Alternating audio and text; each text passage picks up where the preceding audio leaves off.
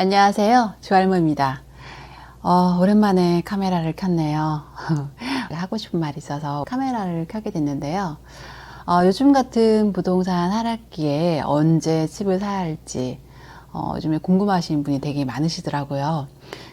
투자의 타이밍을 기가 막히게 알고 싶은 분들 위한 영상을 준비했습니다. 끝까지 시청하시면 도움 되시니까요. 끝까지 보십시오. 내 집 마련은 해야 되는데 언론에서는 집값 더 떨어진다, 뭐 금리 오른다 이러니까 언제 집 사야 되지 하고 되게 막막하시잖아요. 저도 그랬습니다. 그래서 저도 막차 탄 적 많았어요. 근데 부동산은 막차를 타든 첫 차를 타든 계속 갖고 있으면 언젠가는 오르더라고요. 그런데 이걸 천년만년 살고 있을 수도 없고 또 중간에 갈아타기를 하거나 뭐 어떠한 이변이 생겨서 이동하실 수 있잖아요. 그죠? 근데 이때 이 공식 같은 게 있으면 그 타이밍을 보고 진입하거나 아니면 팔 텐데 이런 생각 해보셨을 겁니다. 그래서 제가 이를 큰 틀에서 집값이 오르고 내리는 이 네 가지 공식에 대해서 알려드릴게요. 우선 부동산을 움직이는 이 요인들을 한번 보자고요. 이게 한 가지 요인이 특정되는 게 아니라 여러 가지 요인들이 복합적으로 엮여서 영향을 미치는데 크게는 네 가지입니다. 첫 번째는 부동산 정책, 두 번째는 국내외 경제 상황, 세 번째는 인간의 심리, 네 번째는 수요와 공급. 이 네 가지 큰 틀에서 움직이는 거예요. 자, 보세요. 이건 지난 60년간 지표입니다. 1960년부터 2020년까지 우상향되는 하살표 좀 한번 보세요. 근데 이 사진 어떻게 보이시나요? 만약에 경제에 대해서, 재테크에 대해서 공부나 부동산에 관심 있으시다면 이걸 가지고 뭐 물가 상승률, 뭐 인구, 경제 성장률, 국내 총생산, 뭐 통화량, 가처분 소득, 부동산 가격 등등 막 이렇게 많이 떠오르 되실 겁니다. 이 사진은요, 지난 60년간 부동산 가격 상승을 나타낸 지표예요. 특히 국내 총생산량 이 증가했다는 것은 이 국민의 한 사람 한 사람의 생산성이 증가했다는 얘기고요. 개인의 생산성이 증가했다는 것은 결국 가처분 소득, 월급 증가로 이어지는 거예요. 그러면은 소득 증가, 월급 증가하면 어떻게 되나요? 우리가 누구나 갖고 싶어 하는 물건, 부동산, 차 갖고 싶어 하잖아요. 그죠? 그럼 그걸 사고자 하는 지불 능력이 높아졌다고 봅니다. 그렇기 때문에 상품 공급하기 위해서 공급자들은 지불할 사람들이 많으니까 더 노력하게 되겠죠. 많이 공급하려고요. 그런데 토지는 우리나라는 한정되어 있습니다. 한정되어 있기 때문에 한정된 안에서 축물을 올릴 때는 나중에 그 사람들이 경쟁이 치열해지기 그게 가격 상승으로 이어지게 되는 겁니다. 결론적으로요. 개개인의 소유 그리고 높은 지불 능력이 지속되는 한, 높아지는 한 부동산 가격은 상승할 수밖에 없다는 거예요. 근데 물론 이 우상향 하살표가 수학적으로 매년 같은 연으로 계속 상승했다고 보는 건 아닙니다. 다소 오르고 내리고 그 안에서 부침이 있었습니다. 하지만 긴 호흡으로 봤을 때 역사적으로 우상향을 했다는 겁니다. 그럼 이렇게 반문하시는 분도 계시겠죠. 그러면 부동산 가격이 이렇게 계속 오르는데 굳이 부동산 공부 왜 하냐? 할 필요 뭐가 있냐? 이렇게 반문하시겠죠. 근데요. 이 60년이라는 시간을 이 사진 한 장에 압축되어서 나타나다 보니까 그 안에서 일어나는 시각적인 정보는 우리가 알 수 없잖아요. 근데 이렇게 큰 틀에서 보자면 이걸 올랐다. 우상향 했다고 이렇게 보여지는 겁니다. 큰 틀에서 오르고 내리고 했다. 근데 이는 오른 타이밍, 내린 타이밍이 궁금한 거잖아요. 첫 번째는 부동산 정책입니다. 이건 누구나 아는 사실이죠. 사실 정부가 바라는 건요, 부동산이 물가 상승률에서 크게 벗어나지 않길 바래요. 그만큼 그 안에서 가격이 형성되길 바라는 겁니다. 너무 뜨겁게 가열돼도 안 되고 너무 침체돼도 안 돼. 왜냐하면 그게 모든 화살이 정부로 쏠리니까. 그래서 미연에 방지하기 위해서 가두리를 이렇게 쳐놓고 이렇게 조절하는 겁니다. 그래야 그 안에서 적절한 거래가 일어나도록 유도하는 게 정부의 방침인 생각인 거죠. 계획인 거죠. 이제 정부는 부동산이 어떻게 가열되면 규제 강화시키고 침체되면 규제 완화, 거래 촉진책을 펴는 겁니다. 그러니까 정부의 정책에 맞서면 안 됩니다. 시장이 가열됐을 때 화나고 침체되면 공포에 휩싸여서 훅 던져버리고. 근데 우리의 이제 일반적인 모습이죠. 정부가 시장을 부양시키려고 하고 규제를 완화하면 그런 정책을 쏟아낸다면 그때는 투자를 시작하시면 돼요. 예를 들어서 세제 혜택, 취득세, 양도세 완화, 세율을 낮게 해준다거나 대출 범위를 확대한다거나 아니면 분양권 같은 경우는 투자의 판을 깔아준 첫 번째 시그널입니다. 분양권 전매 기간 축소. 지금 전매 기간 축소되었죠. 너희들 들어가서 돈 벌어. 투자해 라는 신호예요. 네, 이때가 되면 하나둘 참여하고 시장이 막 과열되게 푹푹 끓어오르기 시작하죠.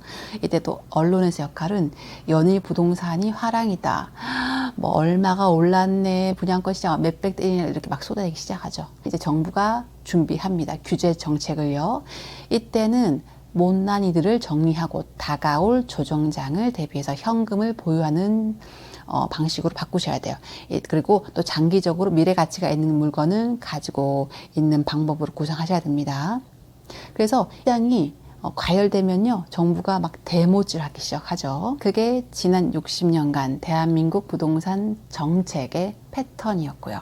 이거는 제가 정부가 잘했네 못했네 옳고 그르다고 그런 거 논의는 하고 싶지 않습니다. 근데 이제 결과적으로 이제 정부 정책에 순응하지 않고 이렇게 맞서는 사람들은 투자 손실이라는 수업료를 톡톡히 치르셔야 됩니다. 둘째는요, 국내외 경제 상황에 따라서 부동산 가격이 움직이는 거예요. 당연히 종이화폐가 늘어나면 실물 자산인 부동산 가격이 오르는 거고요. 통화량이 이제 축소가 되면 부동산 가격이 떨어지는 게 당연하죠. 그러면 통화량을 증가시키는 행위들이 발표된다면 부동산 가격 오르겠구나 라고 생각하시면 됩니다. 그러면 통화량을 증가시키는 행위들 뭘까요? 국채를 회수하고 세금을 인하한다. 그리고 은행의 지급 준비율을 인하한다. 재할인율을 인하한다. 그리고 재정 지출을 확대한다. 그러면 부동산 가격 오르겠구나 이렇게 생각하시면 됩니다. 반대로 통화량이 줄어드는 그 원인은 뭘까요? 반대로 생각하시면 돼요. 그 언론 기사에서 자주 통화량 조정이 온다, 흡수한다 이러면은 조정이 올 수 있구나, 하락 신호구나 라고 생각하시면 됩니다. 그때는 공격적인 투자 자제하시고요. 전열을 가다듬고 시장의 흐름을 예의주시하셔야 됩니다. 사실 이제 부동산도 상품이잖아요. 그죠? 네, 상품은 이제 서비스 거래 활동에 의해서 발생되는 거기 때문에 국내외 경제 흐름에 벗어날 수가 없어요.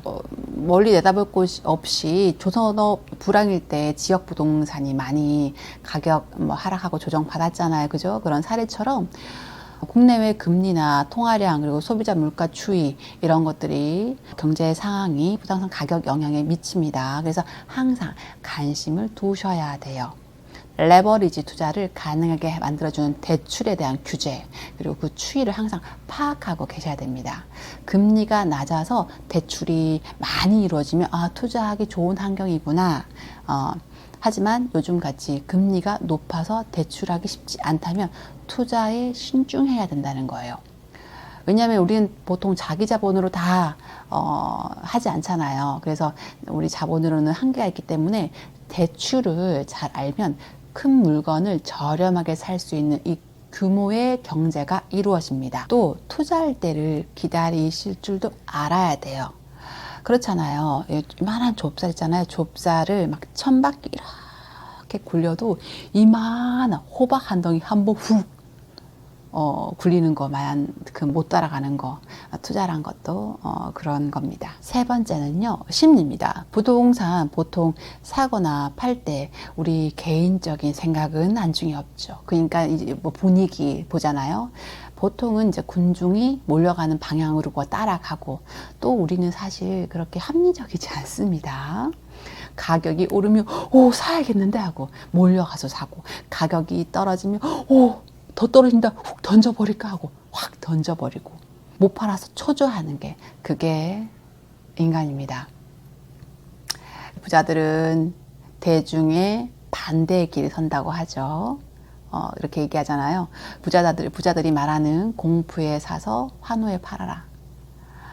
근데 그게 쉽지 않습니다. 일반인들은요. 왜냐하면 제가 생각해는 경험치인 것 같아요.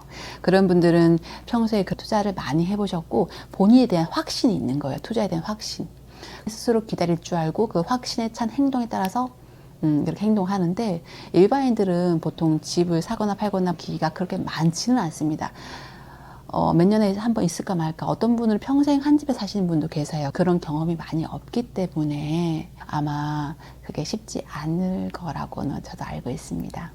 하지만 조그만 거라도 경험을 해보면서 조금씩 사고 팔고 조금씩 규모가 커지는 거죠. 그렇게 하다 보면은 본인에 대한 그 투자 철학, 확신이 생길 것이고, 다른 사람들은 다 던지고 겁에 질렸을 때 나는 이것이 투자의 적기라고 스스로의 확신이 서게 되는 그런 계기가 될 수 있다고 봅니다. 네 번째는요, 수요가 있는 곳에 공급이 있다는 것을 명심하셔야 됩니다.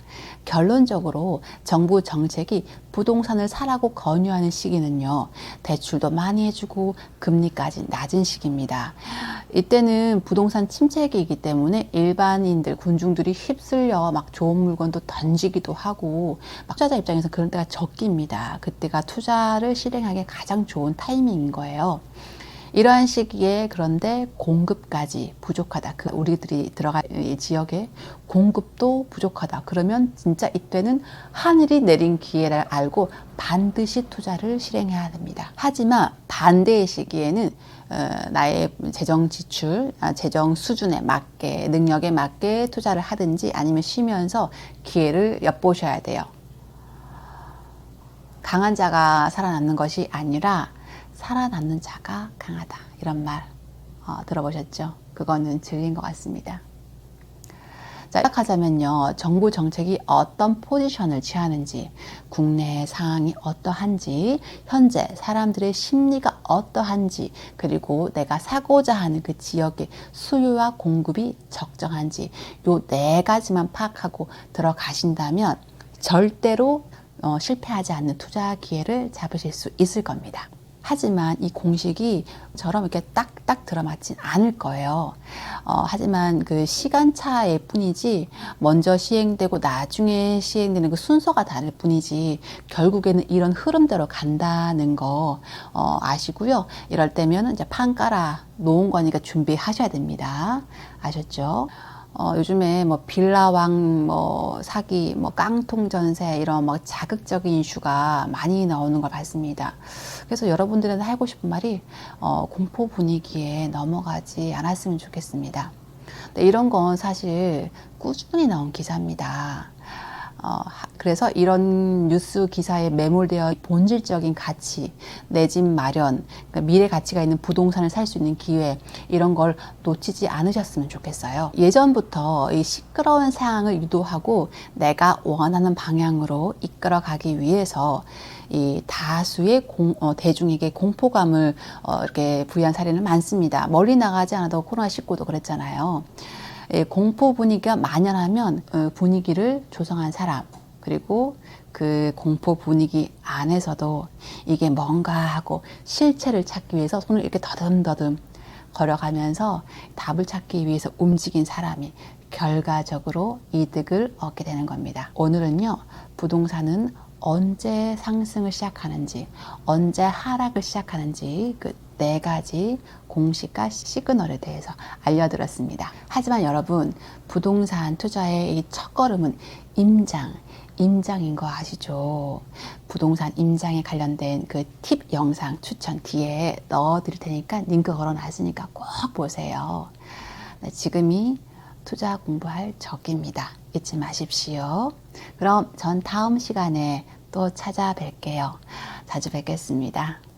그리고 여러분 성공 투자하세요. 감사합니다. 안녕.